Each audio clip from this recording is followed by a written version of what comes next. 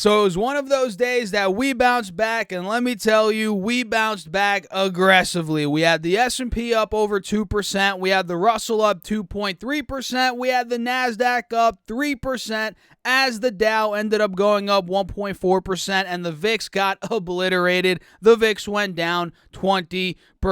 So we have to break down some stocks, charts, my thoughts on the markets. Is this rally legit? Is it not? We're going to break down a bunch in this video. So sit back, relax, hit the like button, subscribe, check out my Patreon down below, and make sure to get 2 stocks from Webull up to $1,600 and $50 from M1 Finance. All of those, again, are linked down below as always. And with that being said, let's get into it. So you guys know at this point, the markets did very well today. Volatility died down, and overall on the 20-day charts, we're breaking out pretty much on every single index and every ETF that tracks the indexes, right? Because they track the indexes. So it makes sense that the ETFs are breaking out as well. You guys can see SPY, which tracks the S&P, is completely breaking out on the 20-day chart. We're trading at a multi-day high. We're seeing a golden cross, and that's happening on Triple Q as well. We're seeing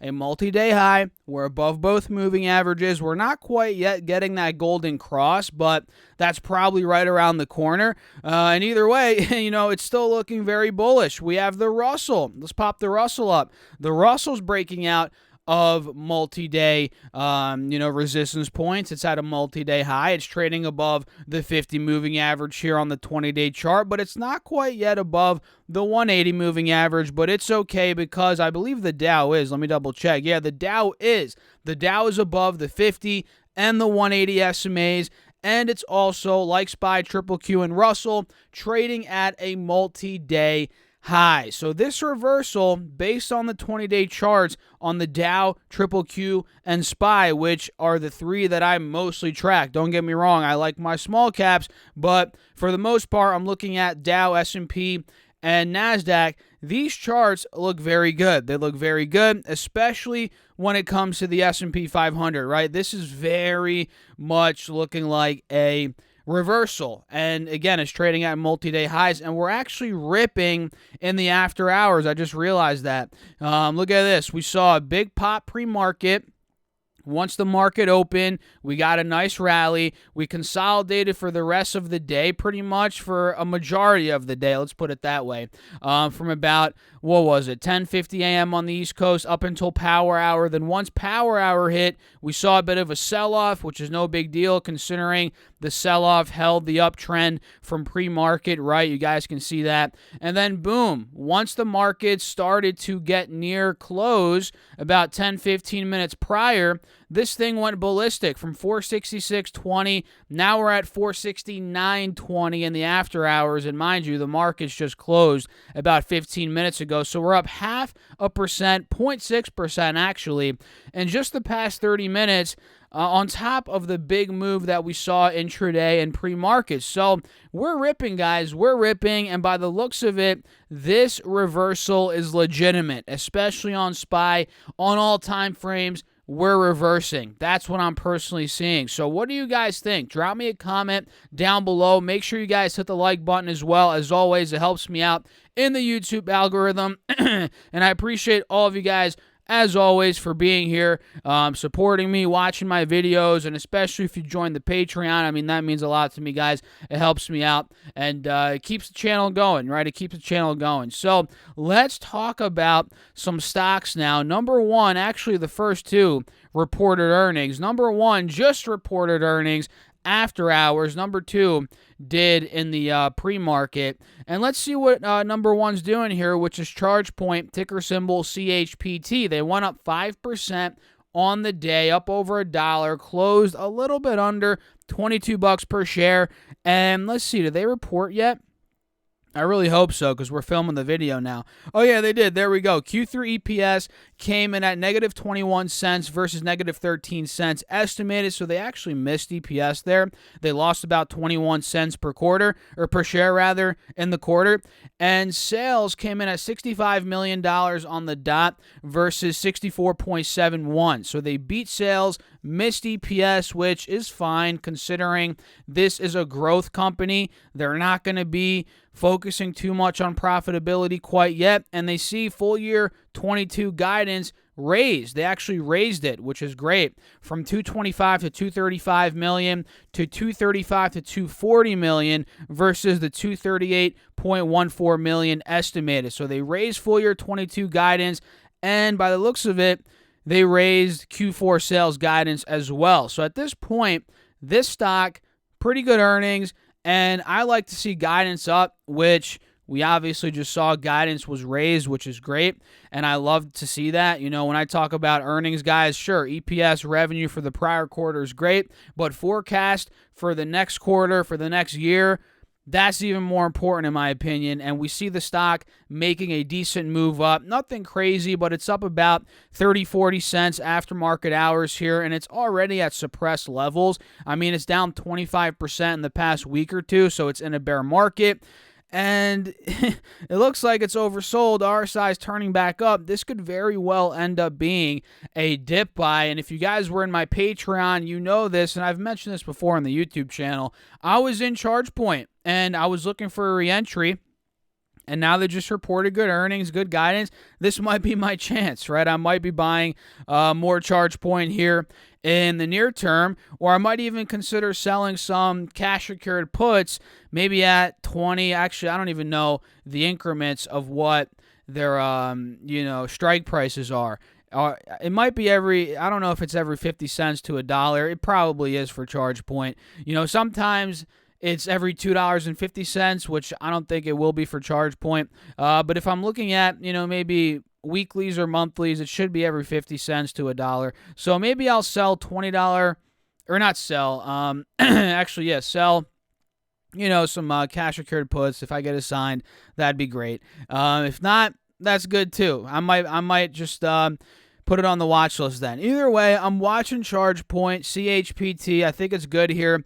AutoZone is another one that I'm looking at, which went up 7% today. I think it hit an all-time high yet, $2,000, over $2,000. And I'm not even going to lie to you guys, I didn't even know AutoZone stock was in the thousands. I mean, that kind of surprised me when I popped the stock up today and I was looking at the earnings. I was like, wait a second, AutoZone's $2,000 per share? I thought only Google, Tesla, Amazon were the only stocks that were in the thousands. But I guess not. What's Chipotle at these days? Is it back over 15? Yeah, it's over 1,500.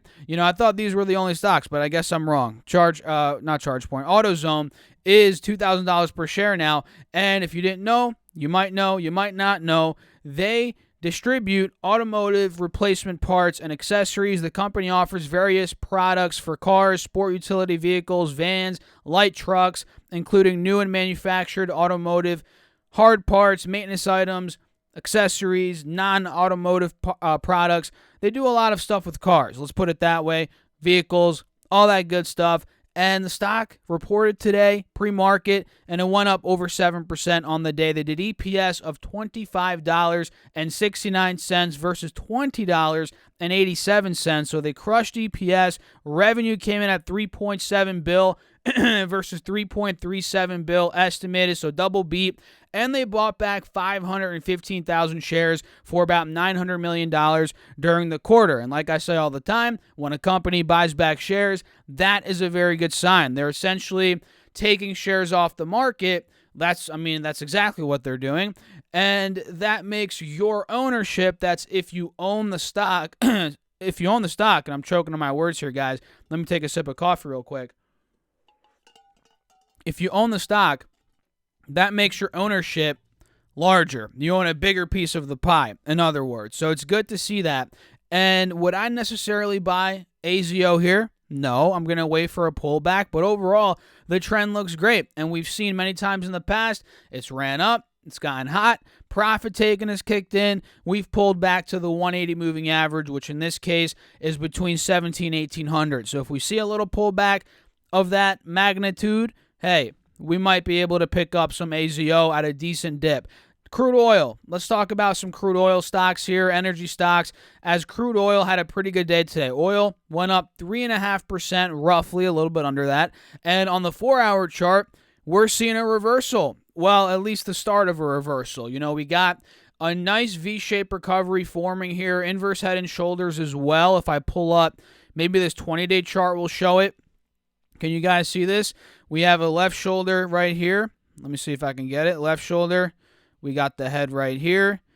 And we got the right shoulder. I butchered that, but you guys get the point. We have an inverse head and shoulder forming / V-shaped recovery, kind of.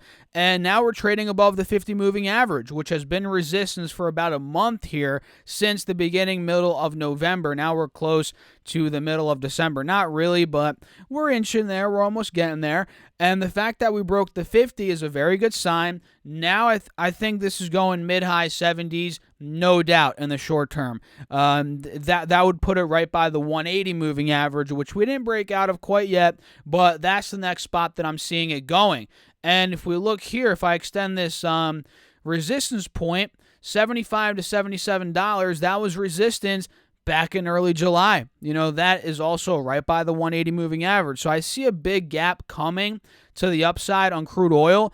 And a lot of these energy stocks are worth watching. XOM, ExxonMobil, is still about $5 off the recent highs, down about 6-7%. We're about to break out of the 180 moving average, which is at $63. So I'm going to set my alert there. If Exxon takes that out, we could be seeing a decent move there. CVX is already breaking out. This one just hit a high today, so this one's on a roll. It's actually trading ahead of crude oil.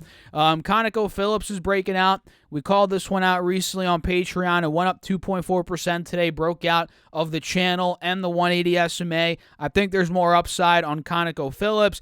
Actually not MOP, it's MOR, or MRO rather, is Marathon.